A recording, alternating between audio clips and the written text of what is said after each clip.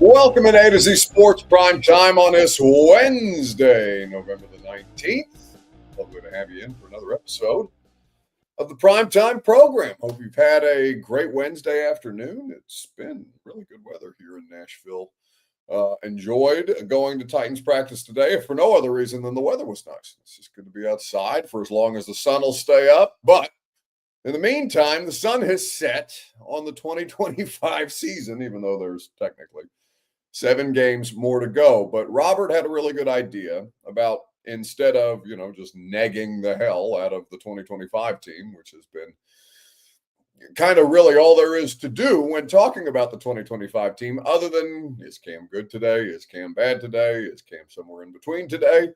Which can get a bit tedious and monotonous at times. It is worth looking at things beyond just Cam Ward as far as 2026 needs that are actually already on the roster. Like, what do you have to work with as we move forward? Eventually, we're going to get out of this shit talking about this season. And once you get to this offseason, what can you feasibly address versus what's already here?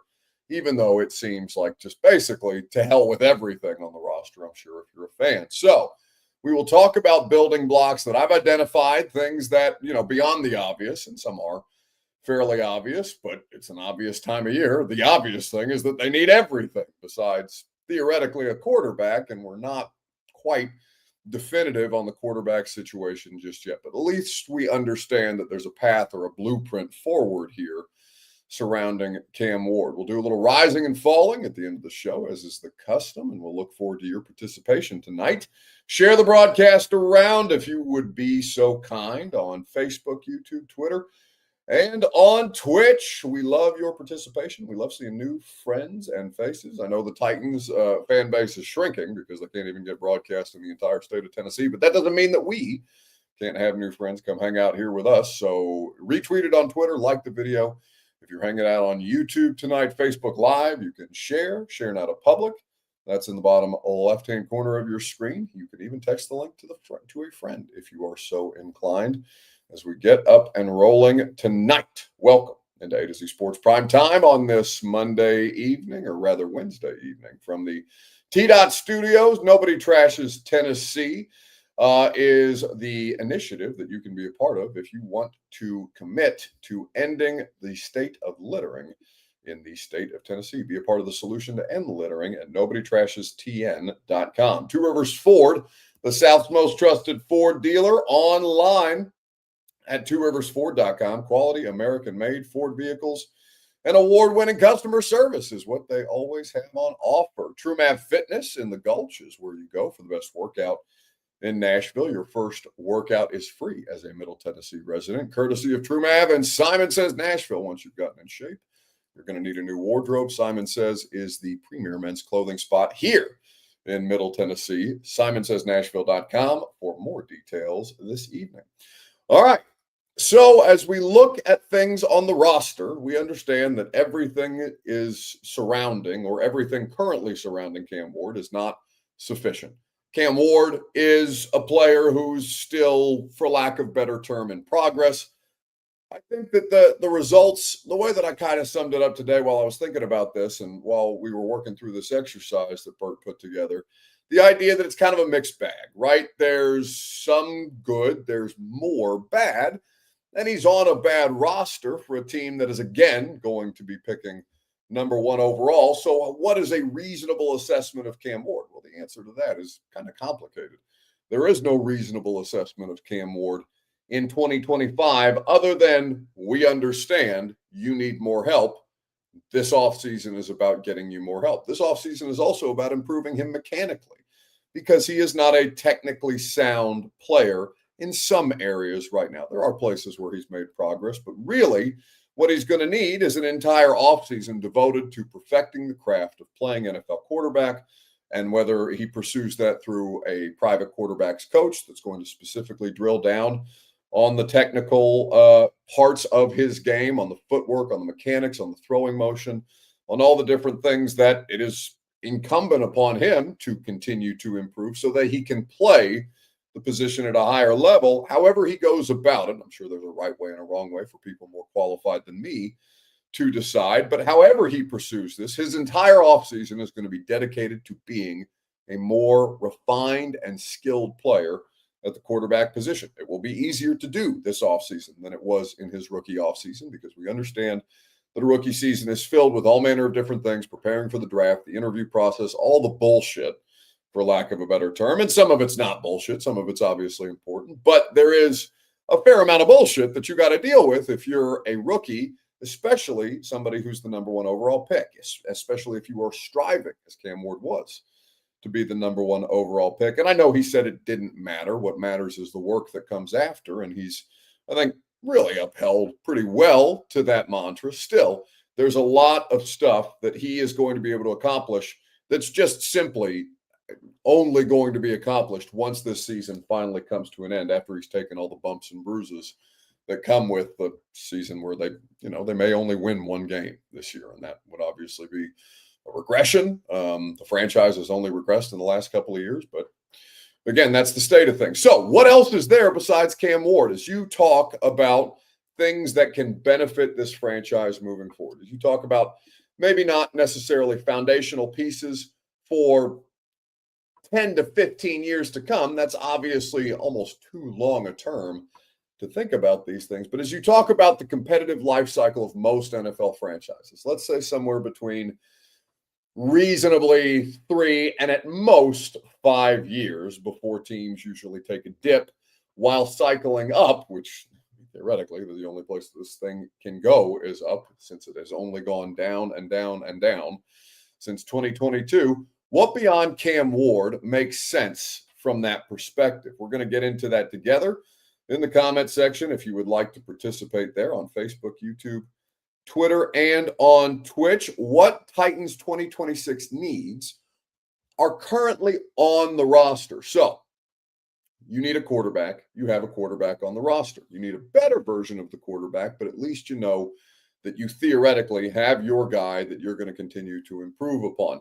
Is there a solution at running back on the roster? Is there a solution at right guard currently on the roster? Maybe you haven't seen those kind of players just yet. Maybe you don't know, because obviously guys like Jackson Slater have not played meaningful football. We don't really know about the edge situation with Femi Oladejo, but you have an idea that at least there's a second-round pick invested there to move forward. So the Titans need everything, pretty much. What needs can be filled by players currently here, whether they be reserve players right now that could benefit from a larger role, or guys who have established themselves in year one on this team, whether they be they arrived here via free agency, UDFAs, or draft picks that have slowly started, and less slowly as of late, started to creep into the lineup. Give me your response, and you can say multiple things if you think there are multiple things here. We'll go through it together, and while you do that, I will tell you that Two Rivers Ford makes your Two Rivers Ford take possible. The South's most trusted Ford dealer for a reason, because they only give you real deals. That means the price that you see on the vehicle as you're getting ready to purchase it is the price that you will pay. You will not be upcharged. There will not be any manner of different warranties that are tacked on, or enhancements to your vehicle that you didn't necessarily ask for, but they're just throwing them in at the end, because sometimes that's what a dealership does. It's not what Two Rivers Ford does. They operate with honesty and integrity. They've done it for over 4 decades. It's why they are the South's most trusted Ford dealer. Go online at tworiversford.com for more details. MB says, I'm confused by the question. If we have it, is it still a need? Well, yes, because it may not have established itself as a solution yet. And there may be some things that you see right now that you may have an idea of, maybe you're optimistic about. For example, do you know that Kevin Winston Jr. definitively is a starting safety in the NFL?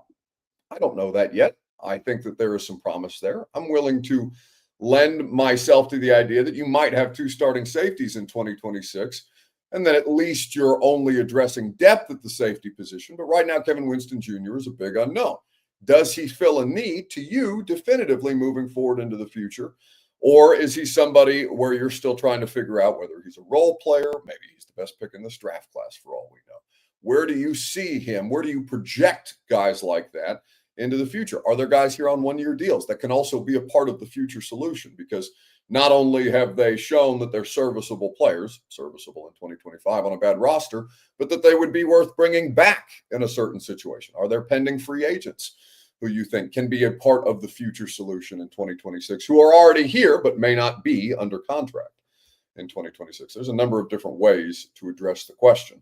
So I tried to leave it as open-ended as humanly possible because there are a fair amount of needs, and there are some things that make sense here moving forward. There's some things that maybe you're on the fence about. That's the kind of conversation that we're having tonight. So we know as we look at this thing that Cam Ward is at least the thing that they plan to build around in the future. And so we can kind of, for all intents and purposes, put the quarterback conversation to the side. He's going to be viewed as a franchise cornerstone until basically proven otherwise. And through 10 games, we know that it's not good. It's not the worst, but it's not terribly good either. He's got 12 total giveaways between 6 interceptions and 6 lost fumbles. He's fumbled 8 times. He's thrown 6 touchdown passes, including one to Van Jefferson on Sunday. He's almost to 2,000 yards passing, 1,954 at this point in time. But we understand that he's in need of major technical improvement and that there is nothing wrong with the idea of bringing in a better backup quarterback option to push him. I'm not saying to take his job or anything like that. I'm not operating under the impression that anybody but Cam Ward is going to be the starting quarterback here for the foreseeable future. But I do want a better player than Brandon Allen to compete with him. And that's not necessarily competing for the job, but just a level of competition to up the level of competition where it's not so clear and obvious that, yes, Cam Ward, you are going to be the starting quarterback. Now you still have to fight for it a little bit because this season has been underwhelming. Now you look at the running back room and you would say, well, Tony Pollard and Tyjae Spears are both technically under contract next year. But are Tony Pollard and Tyjae Spears solutions for 2026? I would argue that neither of them have acquitted themselves well to this point. Tony Pollard, man, has taken, and the offensive line is bad as far as the run blocking goes.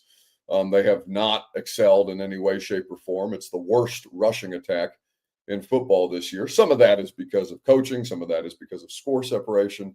I don't think that any one thing on this roster exists in a vacuum, but probably some of you might be inclined to say that Tyjae Spears is a part of the 2026 solution, and he may be in a role, but I don't think that he takes over a lion's share of the role. For example, if you were to release Tony Pollard 2 years into a 3-year deal, and you would be in the right to do so. He's getting what? Just over 65% of the workload this season.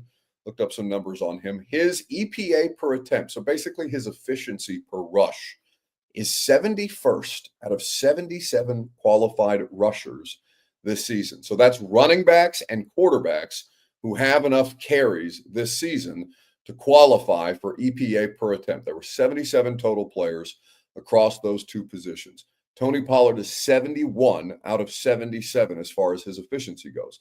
Is he helped or rather hurt by a bad offensive line unit? Yes, they have not performed up to expectation. I think there's been moments, I think there's been spurts, but it's not been consistent or good enough, and it's obviously put Cam Ward in far more pressurized situations. So if I say, all right, no more Tony Pollard in 2026, is Tyjae Spears the guy to take that role? I would argue not. That's a one-contract player as far as the medicals go. He has been wholly unavailable up until, he's really never been the kind of available that you want. And I understand that the NFL is a tough business and that Tyjae Spears is not at fault because he had a high ankle sprain in a preseason game in Atlanta. But he's not been somebody that you can rely upon to be a down-in, down-out player. He's not even, so far, good enough to take that role from Tony Pollard, even though Tony Pollard is clearly languishing back there. They need a better solution to be the primary ball carrier. And I'm not saying they have to do it bell cow style totally. There's very few teams that actually do it that way. But they need an explosive playmaker out of the backfield, somebody who's going to do more with less as they continue to retool their offensive front. I would say that there is not a 2026 solution in the running back room. Now, I could understand how you might go. You see the kind of conversation that I'm having here if it wasn't necessarily clear before. For example, Cedric Gray has been a bit of a revelation this year. That is the running mate for Cody Barton. Cody Barton, who's on a 3-year deal. But we now know definitively that Cedric Gray is going to be the running mate for 2025 and beyond. Barton, you could technically get out of his contract after this season. I think he's good to have for at least one more season.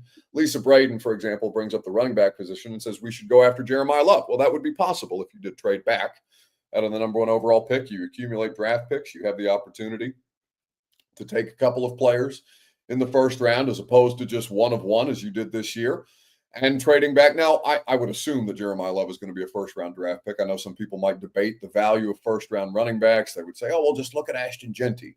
He's not doing anything in Las Vegas. Well, look at his offensive line in front of him. Nobody would be good behind that offensive line. Derrick Henry is one of the few players that you've seen in the NFL who can have the worst offensive line you've ever seen and still get 1,000 yards in a season. There are very few Derrick Henrys running around out there. So positional value is something that's fair to debate. Jeremiah Love would fit the bill of an explosive playmaker, somebody who is going to be able to handle volume carries in the absence of a Tony Pollard that allows Tyjae Spears to stay in a more situational role, which I think is the best version of Tyjae Spears so far. Then to the offensive line, which is where things get more complicated, because that's the thing that you thought would take.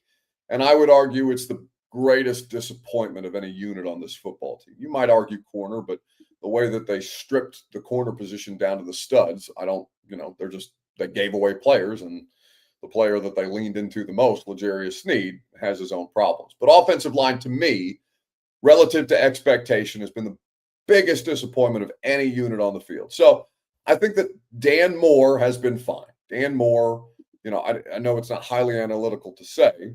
T-Man says Derrick Henry was a 4th-round pick. No, he wasn't. He was a 2nd-round pick. That's stupid. He was the 3rd of 3 second-round picks that you had in 2016. But no, he wasn't a 4th-round pick. That's nonsense. So as you talk about the offensive line situation, Dan Moore, I get that you got sticker shock when you signed Dan Moore. It's technically a top 10 left tackle contract.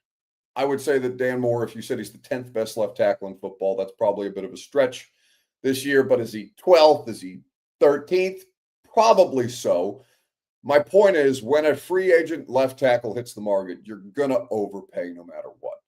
And I don't think that Dan Moore's contract, relative to where the league is heading, is going to age terribly poorly he's fine. He's Dan Moore. He's exactly who you thought he was going to be. If he's playing in front of a quarterback that holds the ball too long, he's going to give up sacks.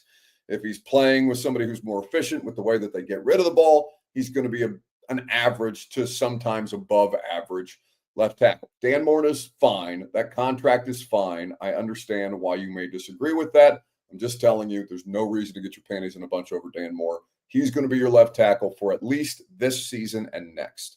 Peter Skoronski, I think, has also been a plus. He is the only one who's going above and beyond what you would expect. And maybe you expect that of the 11th overall pick in the 23 draft, a 1st-round pick at guard. I think Peter Skoronski has been objectively good.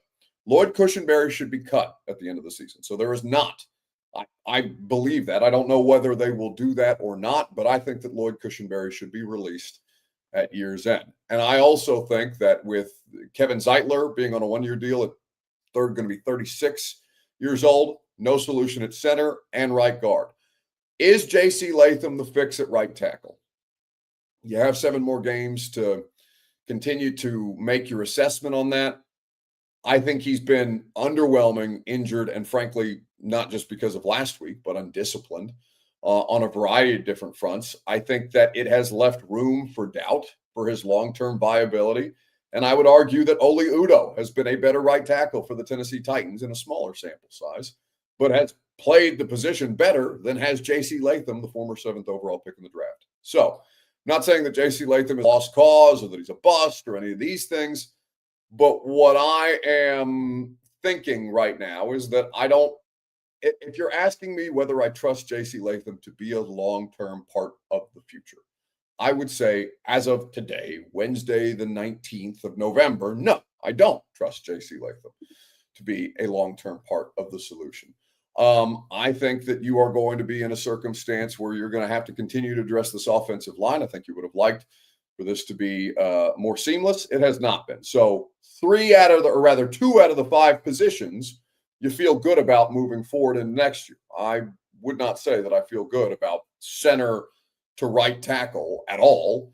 at this point in time. So you're talking about potentially 3 players or 3 positions that you're going to continue to look at, or at least continue to consider options for right now. Now, we know that they've been chasing a number 1 wide receiver since A.J. Brown got shipped off. The only thing that I feel pretty concrete about is Chimere Dike. I'm open to the idea of Iamaner, but Alec Iamaner faded pretty quickly once Calvin Ridley got out of the lineup and Iamaner attracted more attention. But Dike is a plus on both special teams and offense. He's got great utility. He's got 1,528 all-purpose yards through 10 games. He is somebody who is going to be a definitive part of the 2026 solution. I don't know that Iamaner couldn't be relegated to a lesser role should you finally upgrade your wide receiver position, since you've been chasing it since you traded AJ. And we know that Gunnar Helm is going to be a part of the solution at tight end in 2026. Chig, we'll see what he gets on the open market. I would be stunned if he was somebody who commanded a multi-year deal. I think he's going to be on a 1-year deal. I think it's going to be ballpark, somewhere between 5.5 and maybe on the high end 8 a year. But I just don't think that a team would pay that for what Chig has done so far. And that kind of takes care of the offense. So what we look at on the offensive side of the ball is this: Cam Ward, Dan Moore, Peter Skoronski, Chimere Dike, Gunnar Helm. 5 of the 11 positions on the offensive side of the ball. And you may go 2 tight ends. You may say, well, JC is going to be a part of this no matter what. And you're probably right. But I don't know definitively that JC Latham, just sight unseen, should be, full stop right tackle of the future in Tennessee. I know that there are some numbers that are favorable to JC. I know that there are I know that there are things that are concerning about JC. There's plenty that's concerning right now. You have higher standards for the 7th overall pick in the draft. Right now, he is not meeting them through 2 seasons. So I am concerned if I am a Titans fan about that. I'm not hitting the panic button just yet, but I'm not going to say anything definitive about JC Latham at this point in time. Jovu, is that how I pronounce it? On YouTube says, grab Evan Neal for right guard. He and JC had great chemistry at Bama. Evan Neal is one of the worst offensive linemen in professional football. He is hot ass. If you would go pay a New York Giants cast-off that's not named Andrew Thomas to come play offensive line here, you may not be watching the New York Giants offensive line on a regular basis. I can promise you that Evan Neal is considered one of the bigger mistakes made in the New York drafting process of the last couple of years, of which there have been many. So no, that is not a good solution. That is an underperforming player that you would be acquiring on the free agent market, which means you would be paying more for an underperforming player. You've got to get away from that at some point in time. So that's the offensive side of the ball as we sit here and talk about things that we think are on the roster already that can be part of the solution in 2025. The defense is, or 2026. The defense is a little more convoluted here. Femi is a part of that, right? 2025 2nd round pick, broken leg, hasn't done much to speak with. He's been in a reserve role. 2 players who are not young, but who have utility here are Jihad Ward and Arden Key. I would bring back Arden on a 1-year deal. I would bring Jihad Ward back on a 1-year deal. I would draft with my 1st round pick in some form or fashion one of these great defensive end or edge players that are going to be at the top of the draft this year. And I would build a better rotation, because that's honestly, if you picked a single place where the Titans have overachieved, and I would argue overachieved significantly, it's been the way that they affect the quarterback under Denard Wilson with whoever's out there. They're a top 10 team. If I told you that the Titans were a top 10 team in sack rate this year, so percentage of dropbacks in which the Titans' opponents get sacked, and this is an FTN fantasy stat, the percentage of dropbacks that resulted in a sack so far this year, the Titans are a top 10 team. The top 10 right now: number 1, Denver; 2, Cleveland; 3, Atlanta; 4, Detroit; 5, Buffalo; 6, Minnesota; 7, Chargers; 8, Steelers; 9, Seahawks. The Titans are 10th. 7.3% of the time a quarterback drops back against the Titans are able to get a sack. And Major Key says, thanks to Big Jeff. Jeff is obviously a part of it. Jeff also hasn't played prior to this Sunday, Jeff hadn't played in the previous 3 games. They had that 6-sack day against the Chargers without Jeff. Now, could that have been better with Jeffrey? Absolutely. But that's a place where they've overachieved this year. Ward is worth bringing back. Key is worth bringing back again in a situational role. I look at Arden Key as a pass rusher the same way that I look at Tajay Spears as a running back. I think that it is a circumstance where Arden Key would be serviceable for you. And I thought he played well in his return from injury on Sunday. I thought he played well and that he would be worth a 1-year deal for a reasonable amount of money. You're obviously not going to pay Arden Key top dollar on the edge market this offseason, nor would you pay Jihad Ward. But if you can get them both back for a reasonable deal, and they want to come back, they may not want to come back at this point in time. I would love to see them bring at least one of the two veterans back. Excuse me. Oh, goodness. Robert may have given me his head cold. I think that Jalen Harrell is also someone who is a curiosity to me, but I wouldn't consider him definitively a part of the solution. Like, I'm not going to go about this leaning on Jalen Harrell in 2026 the way that I'm going to have to on Femi, or that I would be more comfortable on Jihad Ward and on Arden Key. That's of the four players there, he's the least known commodity, but he has been getting a little bit of run, and I don't think he's been bad by any stretch of the imagination. I think he's a role player somewhere. So maybe that's enough for you to consider him a part of the solution in 2026. But I do think that you could stand to upgrade there at this point in time. Bring Billy Jones says bring Draymond. He butchered Draymond. What is that? Delramont?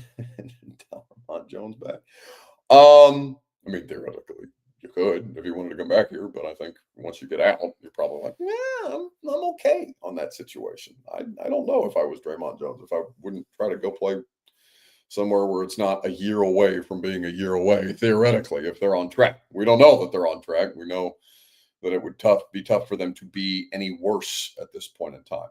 So then you go to the defensive line and you say, well, Sebastian Joseph Day is getting up there in age, but CJ Ravenel, as a practice squad, or rather a UDFA player, claimed off waivers from the Ravens this year. I think CJ Ravenel has been good enough to compete for depth. Does that make him a definitive part of the solution in 2026? I would say not. But I do think that there is good depth there to be had, or at least better depth for you to churn through. And Robert pointed out today on the radio show that that's been the one position that they've kind of left it status quo, where they've cycled through corners and safeties and linebackers so far this year. I think they're in a good enough spot. Jeff is obviously somebody who's under contract for 2 more seasons, and Jeff is going to want either a bigger payday, which he deserves, or he could force his way out. He recently changed agents. His new agent is Todd France. Todd France is one of the, with all due respect, one of the biggest sharks in the representation game. He is Derrick Henry's agent. He is Dak Prescott's agent. He has been a power broker in this league for a long, long time. Jeff Simmons is somebody who is a premium talent and who has leverage here over a bad organization. So Todd France could either use that leverage to just bleed them dry of money, because God knows they have enough money to pay him whatever he wants, basically next year within reason. Or he could help Jeffrey force his way out, if that's something that Jeff wants to do. Now, right now, everything that Jeff says is that he wants to be here. And I don't doubt that. I don't discount that. I don't think he's just saying that because he could get paid a shit ton of money here. I'm sure that's a part of it, but he's been a pretty good soldier. I think, honest to God, Jeffrey's been everything that you could have asked of him this year. And when he's been available, right? He's missed 3 games this season, but prior to that, he's playing like the best defensive tackle in football. And since he's come back, I mean, it's been 1 game, but he looks like he's completely fine to return to form. So I would say that Jeff and Ravenel right now are 2 guys who you could move forward with immediately. Sebastian Joseph Day is a pending unrestricted free agent. I think he's a good locker room guy. I think he is grounded in the right ways. I think he's an important dude to think about keeping around. I think of him in the same way that I think of Jihad Ward. I think that both are very positive influences on young dudes. He is getting up there in age, and you'd rather not, spend more money if you think you can find another Sebastian Joseph Day type of player in the draft process. But he has been, again, above and beyond what you would expect on him. He does it quietly. for the most part, but he's a good enough player to where you would think about making that move. T'Vondre Sweat is the one that I'm least certain about. I do not consider T'Vondre Sweat a building block, a foundational type of piece, even though he was a 2024 second-round pick. I think if they got the right opportunity, they would move him. I think they consider him, I know they consider him to be an underachieving player, even though he's a very talented player. And doesn't mean that he can't rewrite that narrative at this point in time. But T'Vondre Sweat, for what you drafted him to do, has not been good enough. And I get that he's a fan favorite, and I get that you have a player, or that you have a player named Meatloaf on a roster. And I'm not saying that I would agree with moving on from T'Vondre Sweat if the right opportunity arose. Don't think they're getting a second-round pick back for T'Vondre Sweat. So opportunity cost of him you have not seen the return on investment there. I feel much less certain about him moving forward being a part of the 2026 solution definitively than I would even Jeffrey, because Jeffrey, I think, I know he is the best player on the football team. You would not benefit yourself from moving on from Jeff or letting Jeff leave, because then you'd have to replace him. And I just don't think you're going to find another one that easily out there. So the Ray Carthon 2024 experience, by the way, Calvin Ridley, no. L'Jarius Sneed, no. J.C. Latham, so far, no. T'Vondre Sweat, maybe, but nothing definitive about him so far. Cedric Gray, stock up, who I would say absolutely moving forward, as we talked about there. But the rest of this, Jarvis Brownlee's already gone. I don't know what James Williams is going to end up being or will be. I don't think that he will be here for much longer, if I'm completely honest with you. So, yeah, it's much less certain on the defensive side of the ball. Defensive backs, it's just Amani Hooker because he signed a 3-year deal, and Kevin Winston because he's on a rookie contract. Everything else is up for grabs. The only corner you've got in 2026 under contract is Sneed. And Sneed, not only has he only played in 12, so what? 17 last year. And we are now through 10 games this year. So he has played in 12 of a possible 27 games, L'Jarius Sneed. He has not even played the full 12 because he's been injured for a handful of those games. He is also embroiled in legal controversy, which has not helped the cause for L'Jarius Sneed. I would move on from him as soon as humanly possible. Maybe he'll go on and be a better player for somebody else for cheaper, and that would suck. And it's a mistake that you've already made, and you're just at a point where you got to eat it. But you're resetting basically the entire board at the cornerback room. Marcus Harris is a 6th round pick. That's not anything yet that you could say one way or the other. I'm in on him. I'm out on him. He's a 6th round pick. Maybe you get something out of him. Maybe you don't. That's not something that's a part of the long-term or short-term solution. But I know that you don't have a single corner who you would want to see out there on a recurring basis right now, or could see on a recurring basis out right now. So the entire cornerback room is going to need a reset. That's kind of where things are right now with the Titans and the roster and moving forward. How many are on the roster versus how many things you're going to go out and need. So, you need pass rushers. You need corners. You need wide receivers. You need offensive line help. Again, you need a running back upgrade. So those are the kind of things that I wanted to talk about to work our way through to kind of fine tune it rather than just throw your hands up in the air and say, no, they need everything. Primetime program made possible by TDOT. Nobody Trashes Tennessee. And the Tennessee Department of Transportation reminds you that you can be a part of the solution to end littering at nobodytrashestn.com. And by TrueMath Fitness, the best workout in Middle Tennessee, where you go for your first workout free. TrueMathFitness.com for more details. Simon Says Nashville is the premier men's clothing spot in Middle Tennessee. And they remind you that you can feel your best, you can look your best, courtesy of Simon Says, where you will enjoy the experience. Stephanie and her team will treat you like a king when you go in there. Or if you just want to peruse, some of the stuff is unisex. Certainly, if you're a flannel person, you can go check out what they have at SimonSaysNashville.com. All right. A little bit of rising and falling at this point as we move forward through the rest of the show to put a bow on tonight's show. Whose stock rose, whose stock fell? I would say that fan engagement in the stands with athletes or in the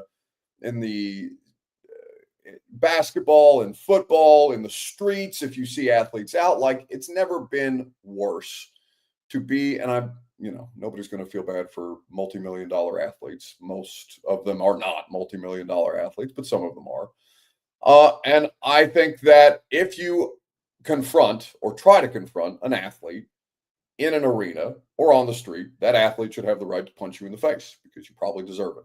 Draymond Green did not punch a fan in the face, but he did talk about an engaged moment with a fan of which he was warned from a disciplinary standpoint, in which I think the fan should have been punched in the face. Some of these fans, man, they say some of the wildest shit to us. That fan got to you. You picked up on what he was saying. It started on the first play or the second play of the game. By that time, it's like almost the end of the second quarter. He's been doing it constantly the entire game. A, you're using it to try to disrespect her and disrespect me, which is whack in itself. But number two, like when you said it the first couple times, it is what it is. But it's the things around it that you're saying when you're saying it, right? So it's blah, blah, blah, Angel Reese. Or it's Angel Reese, blah, blah, blah, right? And so that's when I went like, yo, relax. Enjoy the game. I love to banter with fans and go back and forth with a fan. Like, that's one of the funnest things to do for me. I am actually one that tells referees all the time, like, no, they good, like, I'm fine. But when it starts to get disrespectful, because I can't just disrespect you. You know what I'm saying? If I disrespect you, I lose money. So, like, don't be disrespectful. Bro, it is so cowardly. He knows that you can't do anything. All right. So that is Draymond Green. And Draymond Green is not always in the right. And in fact, probably not too many times in his career has he been in the right. But he should be able to punch that fan in the face. That fan is just doing it to be a pain in the ass. The fan knows that he can't do anything back, that Draymond can't do anything back to him. So that is a stock down moment for fans at games. The other stock down moment is Ja'Marr Chase. Mike Tomlin was asked about Ja'Marr Chase spitting on Jalen Ramsey, and Ja'Marr Chase has obviously been suspended for a game. He will miss the game this weekend against the Patriots. Mike Tomlin on the idea of getting spat upon. I have no message if someone spits in your face. Do what comes natural. Do what comes naturally. So Mike Tomlin says, if you spit in another man's face, you are going to get what's coming to you. Do what comes natural. That's the message. Stock down on people spitting on one another in games, especially given that we have already seen suspensions for it this year. Ja'Marr Chase lied about doing it after the fact, and now it just looks like a bit of a punk. All right, it's going to do it for us tonight. Have a great rest of your evening. Radio show tomorrow. Nate Washington is on the radio show tomorrow. We will look forward to having him be a part of the proceedings. I don't know if Robert's going to be on the radio show tomorrow. He said he wasn't feeling too good today. So perhaps it'll be Ross with me and Lucas. Perhaps it'll be Robert. You'll just have to tune in at 10 a.m. to find out.